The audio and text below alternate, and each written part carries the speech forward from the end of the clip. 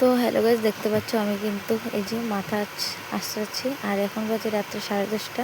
তো hello guys, একটা bright my channel Rupali blog মানুষ কেমন আছে সবাই? আশা করছি খুব ভালো আছে, আমি খুব ভালো আছি। সবাইকে শুভ রাত্রি। আর এখন বাজে রাত্রে 10:30 আর মাথা আঁচড়িয়ে তারপর ভাবলাম যে আমি দিনের বেলা যেহেতু সময় পাই না, তো ভাবলাম এদিকে ঘরের কাজগুলো একটু গুছিয়ে নিই।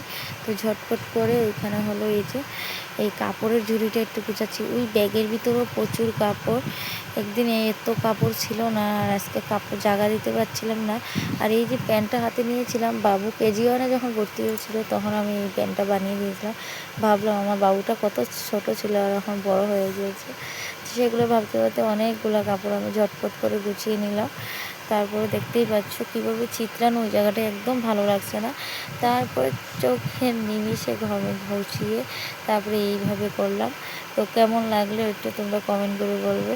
তো ঝটপট করে আমার গুছানোটা, আমার না গুছালে আমি বুঝতেছি আমার এত খারাপ লাগতেছে, তাই ভাবলাম এগুলো ভালো করে গুছিয়ে নিই।